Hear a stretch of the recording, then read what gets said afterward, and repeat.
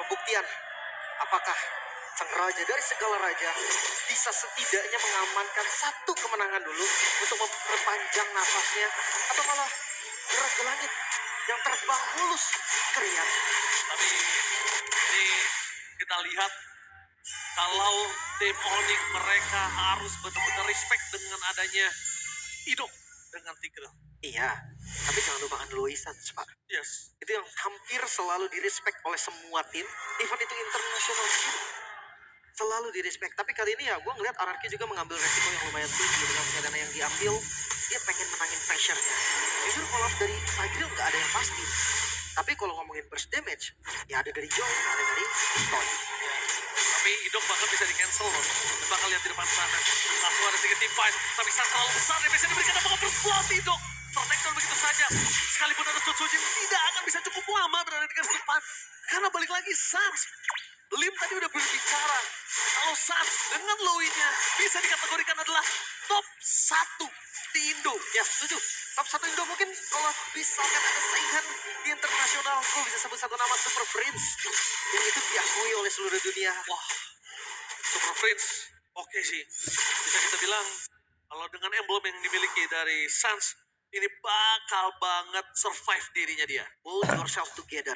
Dia butuh cooldown yang lebih cepat untuk spellnya. Karena ya kita tahu Loi sendiri bukan spell yang bisa escape. Dia nggak punya skill escape. Mengandalkan spell saja dan wah, beauty.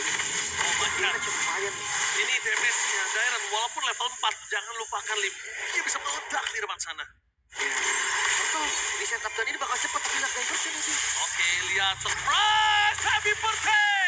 Habis saja termakan tapi Kimoy melakukan following up dan Sans langsung melakukan sedikit flashing damage. Luffy tidak akan membiarkan Idok lepas begitu saja. Bersama dengan adanya Luffy dan juga Dipaksa. Kimoy membuat Idok Implosion! tertakedown, tapi Implosion tidak bisa membuat tim dari Onyx kali ini lulanta. Memang turtle di tangan dari tim RRQ. Tapi itu memang udah di atas kertas. Kalau Joy akan berhasil mendapatkan turtle. Sedangkan Kairi memilih mundur dengan 4 pedang yang dia miliki. Akan berhasil kabur dari jeratan tim RRQ. Dan Sutsujin melaset ke belakang Sans. Almost is never dan Kairi is coming. Satu hit terakhir. And Sutsujin still survive in the top lane. Lovin Boys. Ada jalan untuk pulang dan Kairi yang malah termakan oleh tim RRQ. Gak bisa kemana-mana lagi Sans. Gak bisa ngebackup Glorious Pathway. Oke, apakah ada jawaban dan digeser? Oh my god! Sans and Kimoy still survive. Sans turn and travel. Penyelamatan diversion yang membuat Keyboy masih selamat. Dan Invade Jungle sekarang RRQ akan membalas apa yang sudah dilakukan oleh Onyx. Oh wave, 911 call yang sangat baik dari Sans. Lihat, dia langsung barengan dengan Kimoy di ujung lingkaran terakhir. Sempat ngedes tadi langsung masuk ke dalam lingkaran diversion. Tapi ya kita reset lagi. Karena sekarang kedua jungle akan kelarin dulu dari pattern farmingnya masing-masing. Prince dengan 2 kali kemenangan Serena bukan debut pick ya. Bukan. Emang terlihat jarang, tapi gak debut kok. Tapi melihat kondisi dari Idok juga nggak bisa melakukan impact jungle karena nggak ada falling up dari Dairon. Ini membuat para pasukan dari tim RRQ mereka juga nggak punya vision yang sangat jelas. Sedangkan tim fight yang kedua ini akan lebih untung untuk tim RRQ. Tapi lihat Sapero, one by one situation di arah top lane membuat Toy agak sedikit gemetar. Dan jangan lupakan, Turtle kalau kembali di tangan dari tim Onyx tidak perfect di tangan dari tim RRQ. Ini menandakan lampu kuning kembali, Lim. Tapi gue rasa akan ada kontes, even itu di setup oleh Wajib. Onyx ataupun dari RRQ. Karena keduanya punya power untuk kontes. Heavy sisi dari Idok, flanking nanti dari diversion, bisa ngelawan keduanya. Oke, melihat RRQ yang udah megang ke arah Turtle, tim dari Onyx mereka nggak mau buka terlebih dahulu karena mereka belum tahu di mana keberadaan dari Sutsujin. Mereka belum tahu di mana Idok berada. Riz dan Dairon yang dari tadi membuka vision. Iya. Gak ada yang mau setup ya. Ini memang tipikal assassin sih, Ji. Siapapun yang megang akan low dari SP-nya. Tapi Kelihatan Sutsujin bakal coba dihajar oleh Lutfi. Mundur ke arah belakang ada sebuah jawaban. Tapi informasi di tangan dari Sutsujin tidak ada. Purple warna ungu. Tidak mau terlalu komit. Dan Sutsujin dia sadar tidak boleh menggunakan retribution-nya. Ketimbang itu berubah segalanya dan Turtle di tangan dari Timor dan Implosion. Idok telah dikeluarkan untuk defensive skill dan Bahkan perpasukan dari Dewa Onyx, mereka membalaskan kembali team fight yang terjadi. Nomor buff untuk kedua belah pihak. Lawan Lutfi versus everybody. Dan Keyboy! What the press? Crack dari Keyboy berubah skalanya. Bahkan ada dari Samero. Susu tidak bisa masuk lebih dalam lagi. Damage terlalu besar. Membuat perpasukan dari tim Mararkyu disengket satu semua jauh aman. Bahkan para buff mau nggak mau Susujin harus mendapatkannya. Ketimbang gak ada sama sekali bisa dia Oh miliki. no. Masih di zoning bahkan dengan turtle. Oh my god, purple-nya hilang. Purple-nya hilang. Purple-nya hilang. Oh no way, Sutsujin. Semakin tertinggal. Memang dari gold hanya 1000. Tapi lihat apa yang dilakukan Sutsujin. Dia coba untuk membalas dan retribution. Gagal. Retributionnya gagal. Sutsujin bakal coba dikejar. Dengan cover dari Idok. Membuat para pasukan tim Mararkyu berhasil menyelamatkan Sutsujin. Tapi lihat, satu step anak tangga dari Onyx. Di early game mereka punya 1000 gold difference. Lihat dengan jelas ya. Asasnya. Idok. Implosion! Tapi dengan Tempest of Blade berhasil memberikan sedikit space. Equal di depan sana Sutsujin. Bakal coba ditangkap dengan ada Sans. Tidak ada lagi mata yang terlepas dari Sutsujin. Mararkyu, mereka harus regroup. Mereka harus berkumpul. Ketika mereka kalah dari gold, mereka bisa menangin dengan jumlah. Tapi ya, Toy masih menjadi harapan nih untuk RRQ juga. Satu kali tumbang memang, tapi ada 1 point kill. Burst damage yang tadi sempat gue bahas.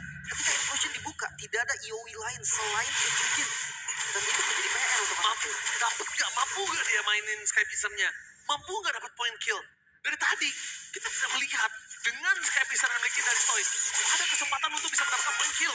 Dan lihat Kairi, one bird situation, dia ada bottom lane Kairi dengan sangat mudah untuk menghindari damage dari seorang Sutsujin. Sekalipun ada implosi di depan sana, Idok seorang diri, Sutsujin terlalu jauh untuk melakukan covering up. benar. Dan gak sebersih itu juga. Oh, miss Keyboy. Gak berhasil tadi dash-nya gak connect. Jadi gak ada time bomb juga. Sementara ngelihat dari laning jauh yang udah mulai dipegang oleh Sutsujin. Ini menandakan juga nih kalau memang team fight-nya gak boleh buru-buru. Dominance untuk Dire Run, anti Regen yang memang diperlukan sekali. Karena ketika ngelawan Link tanpa anti Regen, wah itu double naik terus Pak. Tapi apakah Harita Savero tidak terdeteksi? Karena bukan hanya di playoff lo bersinar. Waktu itu juga kalau nggak salah sempat bersinar di babak regular season. Ya, sempat sendiri yang bertahan dan itu ngelawan 4 orang walaupun akhirnya kalah. Ya, tapi menurut gua ini mulai harus dipikirkan. Sedangkan Lutfi, balik lagi. Lutfi akan selalu menjadi tugasnya tumbang, tugasnya ngabsorb damage, tugasnya bakal menjadi distraction. Itu selalu. Kalau mereka RRQ tidak bisa komit ke arah Lutfi, blocking enough. Betul. Dan bahkan sampai jadi Lord G. Turtle-nya nggak diambil. Ngelihat adanya Sutsujin di bagian bawah, mungkin Onyx mereka bisa set up. Tapi hati-hati. Gak bisa buru-buru juga. Savero bukan tipikal yang bisa megang dan juga Lutfi. Frontliner ini gak akan ada yang kuat untuk tahan dari Lord. Jadi gue rasakan riset dan farming kembali dari keduanya. Yes. Tapi belum ada trigger sih dari Purify Savero. Mereka harus pikir gimana caranya Savero terkena Purify di pop up terlebih dahulu. Karena kalau misalnya Savero masih punya Purify, ya mau gak mau Idok bakal coba untuk numbangin yang ada di depan. Tapi dengan flicker yang dimiliki dari Lutfi, ingat Lutfi benar-benar punya satu skill escape mechanism. Either dia nggak escape atau nggak dia akan tukar. Pasti satu nyawanya dia bisa tukar 2, bisa tukar 3. Iya ya. Karena butuh waktu yang banyak banget kan untuk numbangin Kara Lutfi dan mengganti strategi RRQ. Mereka coba untuk 3-2. Melihat adanya Kairi yang bebas di bagian bawah akan menjadi masalah serius. Maka dari itu, Idok diperlukan nih untuk pegang Kairinya, untuk tahan mobilitas dari Kairinya. Pertanyaannya, cukup nggak berdiri dari Toy untuk sekarang? Belum, jujur belum. Tidak cukup untuk Toy saja. That's why mereka harus punya damage tambahan. Dan bahkan ini adalah awareness dari Kibo yang gue suka banget.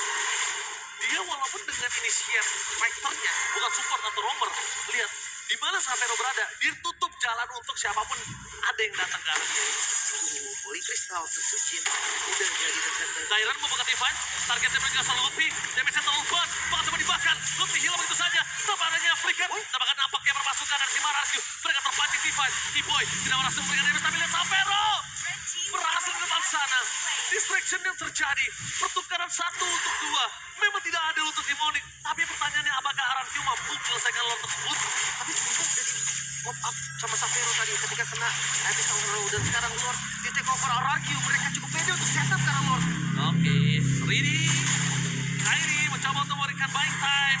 Lihat, Berapa banyak waktu yang diberikan dari Kyrie. Lottery center bahkan Sapero kembali lagi mengusir Idol. Explosion from Idol. Membalaskan kembali keadaan. Kehilangan dua member. Membuat pasukan dari tim RRQ mendapatkan keuntungan dan RRQ berada di depan Lord dengan bebas. Implosion yang terlihat tadi dari Idok begitu baik. Lord bisa di set up ulang. Retribution memang masih ada untuk Kyrie dan tidak ada untuk Setsujin, tapi ini adalah momennya. RRQ harusnya mendapatkan Lord dan Onyx melepas Lord tersebut. Yes, momentum dari Onyx yang ternyata tahu dengan satu purify dari Sapero yang tidak ada merubah segalanya, Lim. Wing of Nature Toy terlihat lebih respect sih kali ini. Ya, Dengan defensive item juga. Combination yang bisa menahan Tempest Soft Flame, Divine Sword. Masalahnya memang ada di Sapero, tapi gue rasa Sapero juga gak bakal bisa menjangkau belakang yang jauh banget. oke. Tapi ngomongin Sapero, bermain di front to back itu udah cukup sih. Sapero bermain di front to back, first damage-nya udah cukup. Cuma dari tadi, sebenarnya dari Lutfi pribadi itu terlalu banyak tidak ada barter damage. Dia ngabsorb saja, nggak ada barter damage, flicker sampai di muka. Ini juga menjadi kendala. Karena tadi diversion sih, dia bawa 4 member kan. Jadi gak ada orang di belakang Lutfi. Seakan-akan Lutfi akan menjadi bait dan akan digunting langsung sama teman-teman Onyx yang lain. Sayangnya kejadiannya gak seperti itu. Lutfi-nya dimakan dan backupnya jadi terlambat. So kali ini Lord akan menjadi Lord yang lumayan berbahaya walaupun goldnya gak berbeda jauh. Tapi lihat gak ada high ground defender yang pasti loh untuk Onyx juga. High ground yang pasti memang tidak ada. Ini adalah sebuah poin yang bisa didapatkan oleh RRQ. Cuma dengan adanya Lord di atas menit 12 sudah tidak ada holy defense. Dengan Glorious Spreadway juga mungkin satu pemain akan bisa didapatkan atau bukan satu turret. Lutfi menjadi target utama mereka. Zaman force telah dikeluarkan. Target menuju ke arah belakang. Tidak tahu para pasukan dari tim Onyx mereka masih punya purify kembali. Berhasil melakukan defensif. Tapi lihat, Sapero sadar dengan Lele dan tidak mau terlalu terpick off dengan Idok. Dia tahan trigger purify-nya. Tapi ini ngeselin banget sih. Abyssal Row yang hanya skill kedua gitu loh, bukan ultimate, bukan yang cooldownnya lama, tapi itu bisa ngebait purify dari Sapero. Tapi Conceal Oke, Console Gaming. Dan di sana pasukan dari tim RRQ mencoba untuk mendapatkan satu batu turret tambahan dengan minion yang besar. Kembali lagi diselamatkan oleh para pasukan dari tim Onyx. Clear minion. Wave-nya masih berjalan dan bahkan Kyrie dia tidak usah bantu sampai ke top lane. RRQ benar-benar tidak boleh kehilangan gripnya lagi untuk game kali ini. masih bisa bertahan, tapi diversion yang cukup berani. Boy yang dilempar ke bagian belakang. Tidak ada deteksi memang, tapi akan dipaksa RRQ. Mereka mau best turret di bagian top lane. Oke, mereka memaksa. Informasi didapatkan. Dan kebaca begitu saja implosi dengan seorang Idok. Tapi Kiboy kali ini membuat para pasukan dari tim RRQ terperangkap. Boy! Flicker body passive. Retribution dikeluarkan. Win of Nature dan trigger terhadap Boy. Informasi didapatkan. What the play from Kyrie. Bahkan menunjukkan jalan untuk pulang. Dan ingat, Boy, tidak ada Win of Nature. Kyrie hanya keretak sambal. Dan lagi, ternyata itu hanya lagi. petelaga. Lihat di balik sana, Sapero. Surprise! Sapero! What a play!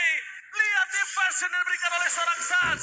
Membuat RRQ kebingungan untuk melakukan defense terbakar. Disengage saja nggak menjadi sebuah pilihan. The best Louis player in Indonesia, Sans, menunjukkan diversionnya sangat mantap. Satu bola lele bakal coba makan ke arah Sans. Tapi ingat, Sans masih punya absorb damage. Tidak bisa terlalu terburu-buru untuk dimakan. Dan bahkan kalau tim RRQ, dia nggak boleh buka vision sedikit pun. Itu bisa dimakan oleh tim dari Onyx. Diversion mundur, tapi ada ketinggalan. Gak masalah, karena Lutfi juga yang tertinggal. Gak gampang untuk ditumbangin. Dan sekarang Lord untuk Gila. Onyx, keadaan mulai berbalik. Boy, dia sabar banget nunggu di belakang sana. Udah ketahuan loh tadi. Dan implosionnya untuk Kiboy itu yang ngebuat Sapero pede. Bahkan purify-nya kan sampai sekarang available. Itu dia. Diversion yang dikirim tuh gak semua. Hanya Sapero, hanya Kiboy. Tapi itu sangat berdampak positif pastinya untuk Onyx. Gold ditarik. RRQ, gue sempat bahas Onyx gak punya hero defense kan. RRQ juga sama. Tapi lihat kalian, tadi trigger WO ini. Ya, defense shotnya ke belakang. Pura-pura. Gertak-gertak sambal. Itu drill sih gertakan yang berhasil, tapi nggak bisa. Onyx kembali. Sakit juga itu pengadara. Udah pasti, tapi lihat Sapero. Masuk lebih dalam Sapero. Solo pick-up pun terjadi. Mengacak-acak orang pasukan dari tim RRQ. The rookie from RRQ. Bahkan kita tahu, lihat permainan yang luar biasa dari Sapero pernah Dipaksa. ditunjukkan di playoff. Kali ini bakal coba dipaksa dengan best turret dari bottom lane. Fokus ke best turret, mereka tidak punya high ground lurus defender. kah? Bakal coba dilurusin. Fokus ke Ido. Belum ada implosion. Tidak mau terlalu terburu-buru. Tertangkap di dalam Diren. Implosion! Tapi ada implosion. Memang berhasil tapi dapat toples. Memperapurakan para pasukan dari tim RRQ. Meanwhile teman sana, Kairi akhirnya memilih untuk disengket ketika sang raja masih bertahan. Menolak tumbang. Sujin masuk dengan electrifying beats, membombardir pasukan Onyx dan akhirnya menyisakan Kairi seorang diri. Terlalu buru-buru nampaknya Onyx. Mereka bisa bertahan ternyata dari RRQ. Kita bisa lihat dari replaynya nih, Lordnya ditarik ke arah mid lane. Dan implosion, Ido. Wow, 4 member. Keyboy instan. Sans hilang secara instan juga. Menyisakan Lutfi, akhirnya nggak bisa berbuat banyak. Akhirnya Lutfi hanya by time dan Lord bisa di-clear. Yes, Ido, kita sudah bicara di awal. Jangan lupakan, ini adalah Tigreal dari Ido. Dan di sisi kiri cuma Savero yang punya Purify. Ya, hati-hati. Bahkan tadi Severo tetap gak berkutik juga sih. Masalahnya burst damage-nya tadi masuk semua. Ada dari Abyssal Trap, ada dari Electrifying Beats. Belum lagi kita bahas soal Toy, Rhapsody, dan Sonata. Itu udah sakit. Gak bisa dianggap remeh juga. Namun memasuki menit 16. Kelihatan dari Gold Grip yang naik turun. Ini dia ya. Ini vibes upper bracket final. Kelihatan jelas banget. Dari keduanya gak ada yang mau kalah. Tiket MS mahal banget pasti untuk mereka. Terlalu mahal. Walaupun memang match point-nya ya fakta ada di Onyx. Ya, match point dengan 2-0. Bukan 2-1 ya, Lim. Ya. Jadi bisa dibilang, sekarang skala dari kemenangan, dari win probability, ini memang masih ada di tangan dari tim Onyx. Dengan lane yang mereka miliki. Tapi jangan lupakan, RRQ, mereka unggul gold. Walaupun tidak terlalu berasa ya di menit 17. Tapi lihat Tyrant. Di depan sana mentargetkan juga seorang Sans. Damage di depan sana Ido. Tidak bakal dapatkan satu poin kill dari Ido. Karena terlalu keras. Sans terkena lele tapi Riz. Dengan Winter Crown. Trigger dan bakal Lutfi di sana masih bisa bertahan. Sapero. Free hit. Mau membuat para pasukan dari tim RRQ kali ini. Para dan Sujin. Dengan satu buah Winter Crown. Belum bisa menyelamatkan dirinya karena Shantan terjadi. Dan bahkan the one last man standing di arah top lane. Nah, timnya cukup besar. Mereka menyisakan Keyboy. Ternyata Sans masih bertahan hidup. Oh no. Membuat para pasukan dari tim RRQ bakal mencoba untuk melakukan lurus. Tapi minion terakhir. Bukan diselamatkan. Dan Sans tergoceng begitu saja. Masih bisa bertahan. Fokus karena base-nya. Dan sang raja